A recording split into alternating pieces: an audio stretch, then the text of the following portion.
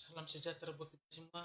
Di sini kami dari kelompok D ingin presentasikan hasil dari kerja kelompok kami, yaitu desain command machine yang berjudul Bearing. Saya sendiri yang bernama Jerry Pranata Frantius Tinambunan, tim 193121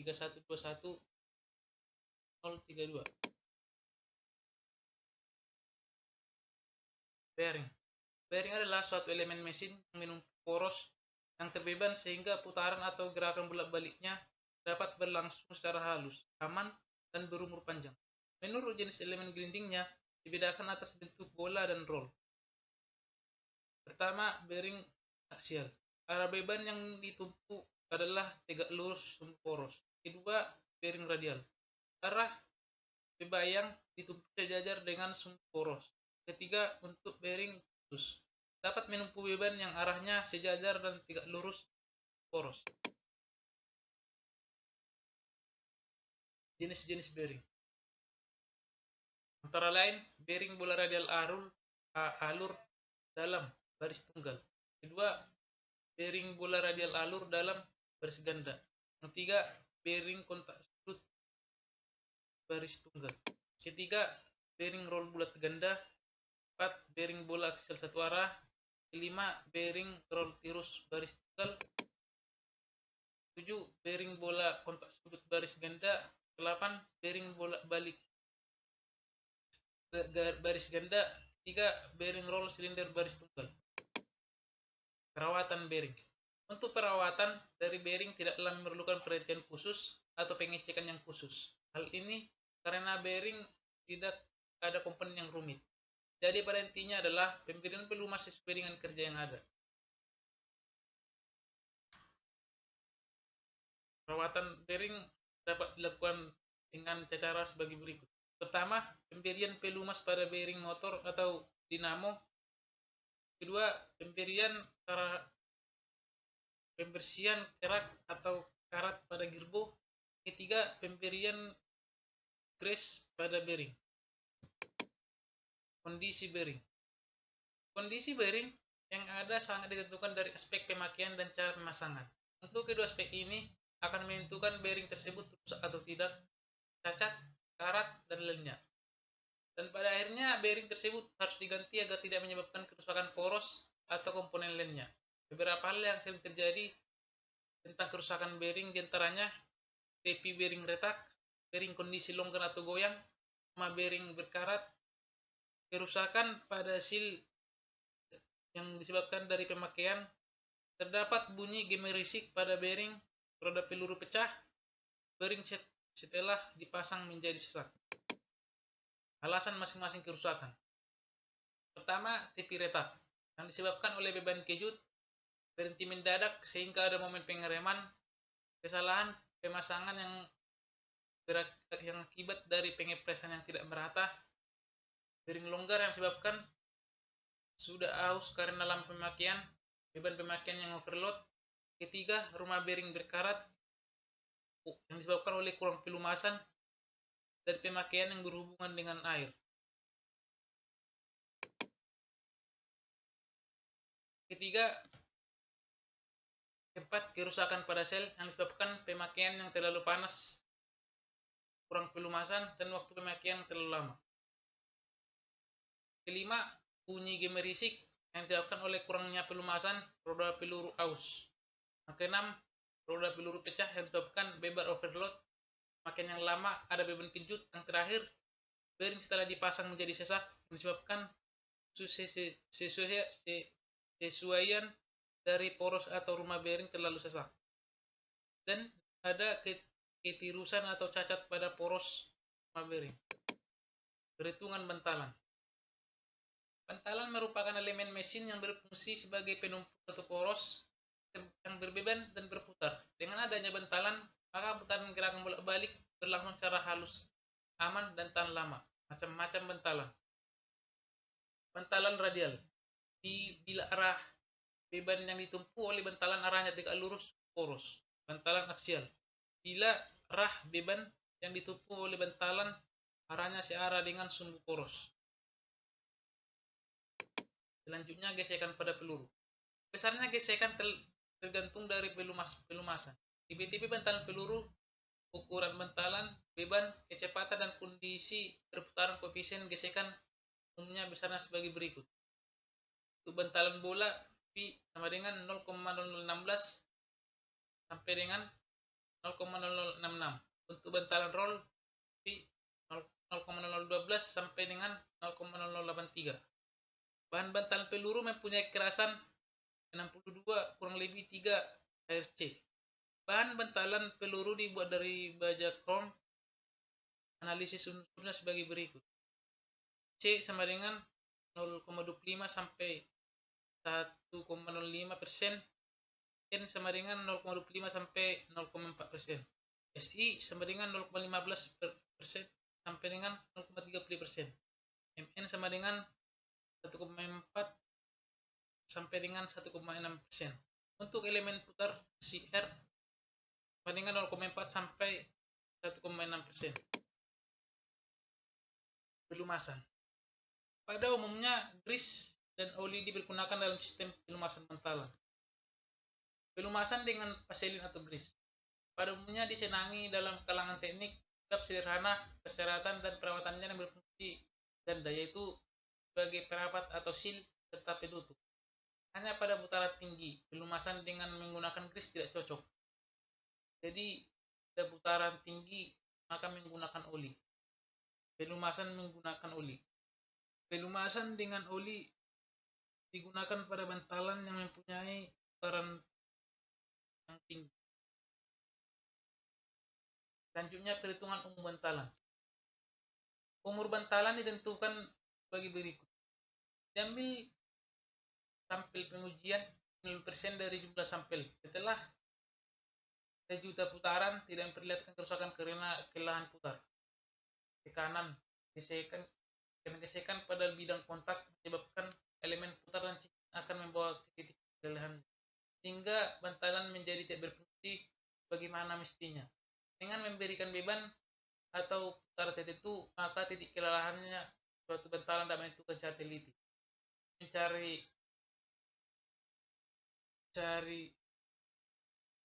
bantalannya dapat menggunakan rumus CP atau Rho kali 10 per 6 putaran. Terima kasih. Sekian dari presentasi saya yang bernama Siri Pranata Pantius. Sambutan mengucapkan terima kasih.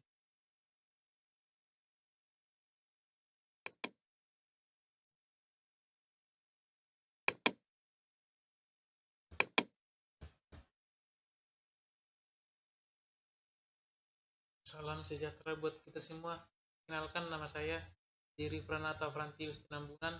Di sini saya akan mempresentasikan makalah dari kelompok kami, yaitu yang berjudul Chain atau rantai. Rantai berfungsi untuk memindahkan tenaga dari suatu bagian ke bagian lain. Prinsip kerja hampir sama dengan puli dan ban mesin.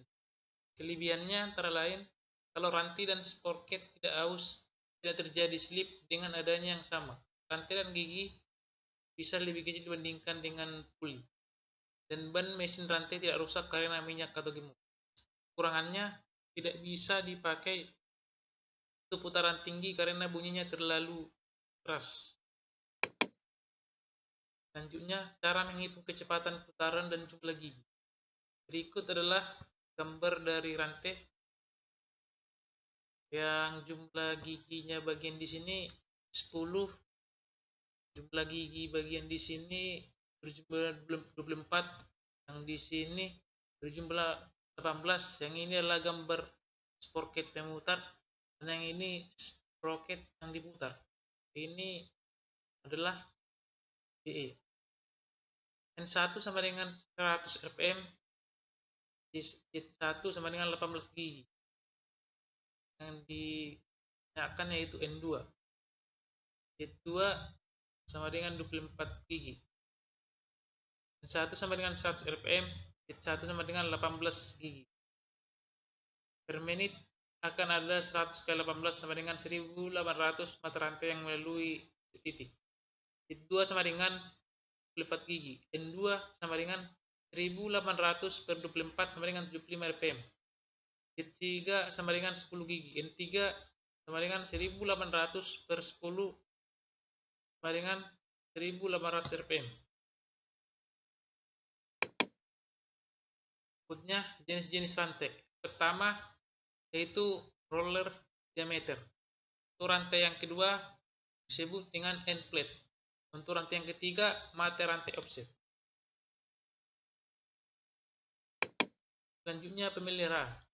Pemeliharaan dapat dilakukan dengan cara pelumasan, dan untuk rantai dalam bak pelumas periksa secara teratur permukaan minyak dalamnya. Terus ganti minyak pelumas tersebut menurut petunjuk yang diberikan pabrik. Selanjutnya pada saat pengurasan bak dicuci bersihkan dengan minyak tanah. Selanjutnya isi minyak pelumas baru. Dan untuk rantai yang tidak direndam, yaitu secara periodik dilumasi, salah satu dengan cara mempergunakan kuas atau sikat yang direndam dalam minyak pelumas. Selanjutnya untuk mengontrol kurang tidaknya dengan melihat pada sambungan ada warna coklat atau tidak. Selanjutnya pembersihan. Dalam langkah-langkah pembersihan, yang pertama yaitu lepaskan rantai. Kedua, rendam dalam minyak tanah hingga kotoran lepas. Ketiga, buang minyak tanahnya. Yang keempat, rendam lagi dalam minyak pelumas. Yang kelima, gantungkan hingga minyak yang berlebihan habis. Terakhir, baru pasang kembali rantai.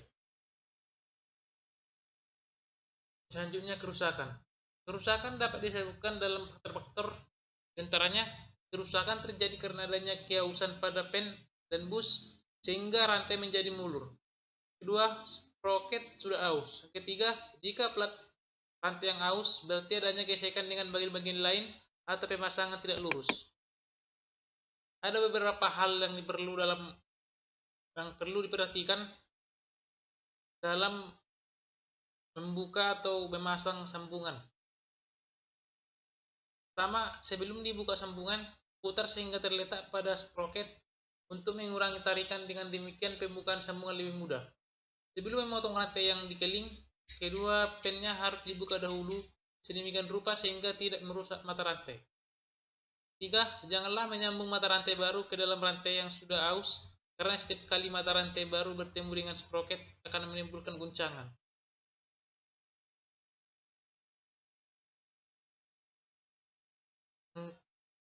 Keempat, rantai baru jangan dipakai pada sprocket yang sudah aus.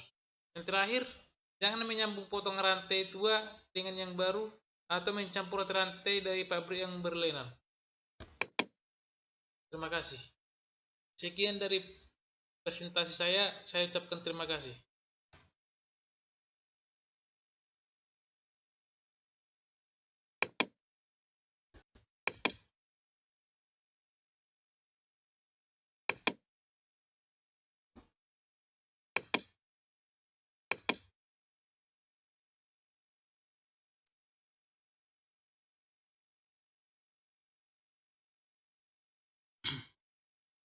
Salam sejahtera buat kita semua. Perkenalkan, nama saya Jerry Pranata Fantius Tunambunan, NIM 51931213132. Di sini saya akan mempresentasikan makalah dari kelompok kami judul atau roda gigi. Pertama yaitu roda gigi adalah roda yang berguna untuk mentransmisikan daya besar atau putaran yang cepat. Roda gigi sebagai komponen mesin berfungsi sebagai pemindai tenaga dari poros ke poros yang lain. Jenis roda gigi. Pertama, spurs. Spurs adalah roda gigi yang paling sederhana, yang terdiri dari silinder atau piringan dengan gigi-gigi yang berbentuk secara radial. Ujung dari giginya lurus dan tersusun paralel terhadap aksi rotasi. Roda gigi ini hanya bisa dihubungkan secara paralel.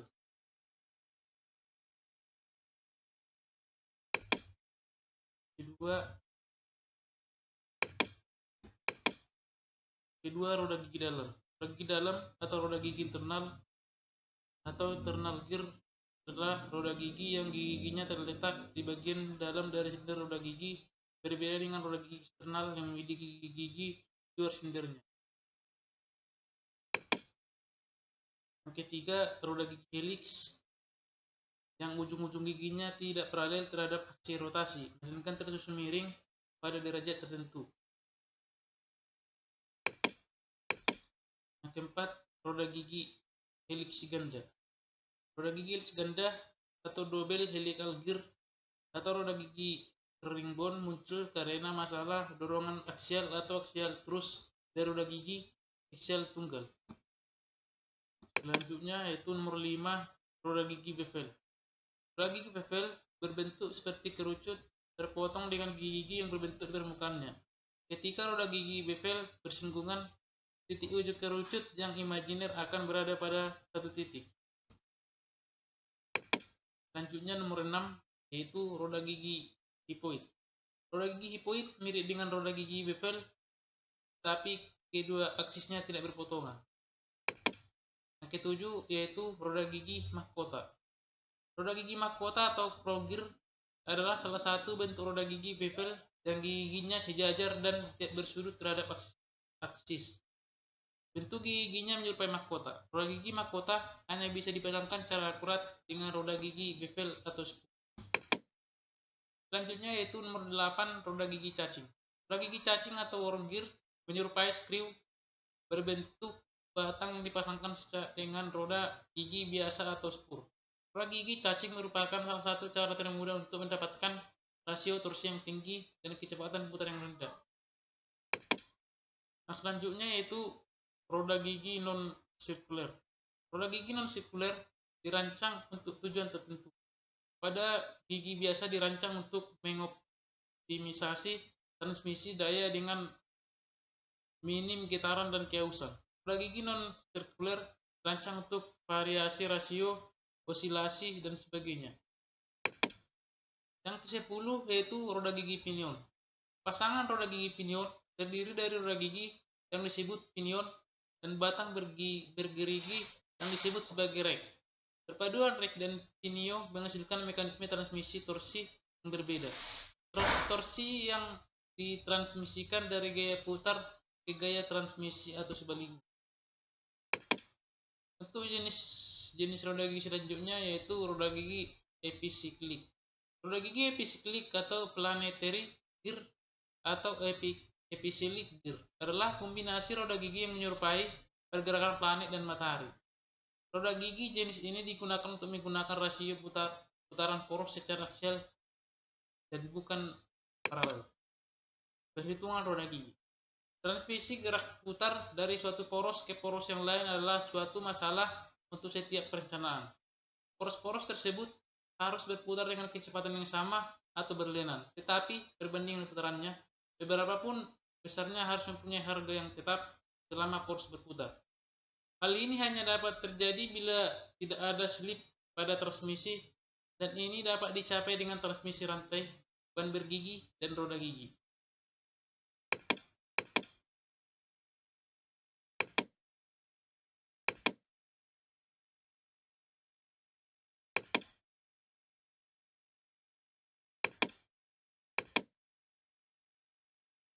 Bila tidak ada pergelinciran atau slip dan diameter roda silinder yang dipasang pada poros pergerakan 3 kali dari diameter roda silinder yang dipasang pada poros yang digerakkan, putarannya selalu tetap. Untuk rumusnya yaitu WF per WD sama dengan DD per DF.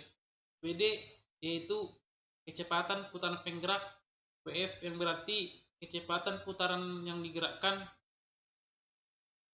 DD yaitu diameter roda silinder penggerak, DF yaitu diameter roda silinder yang digerakkan. Kesimpulannya, roda gigi adalah bagian dari mesin yang berputar yang berguna untuk mentransmisikan daya, menghentikan putaran, dan mereduksi atau menaikkan putaran atau kecepatan. Roda gigi memiliki gigi-gigi yang saling bersinggungan dengan gigi-gigi dari roda gigi yang lain.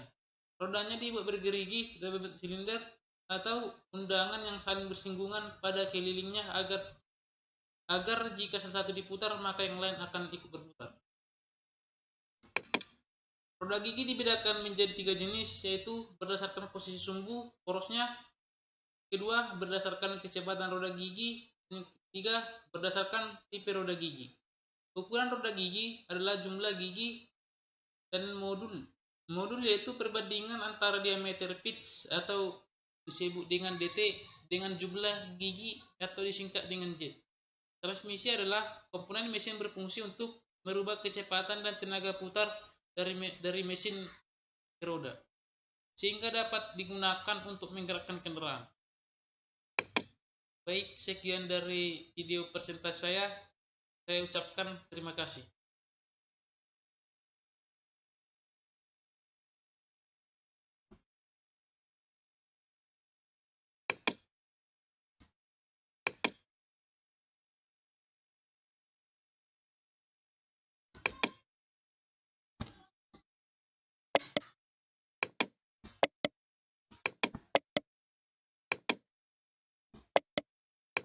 Bila ada perkataan yang kurang berkenan terhadap Bapak atau pendengar lainnya, mohon dimaklumi.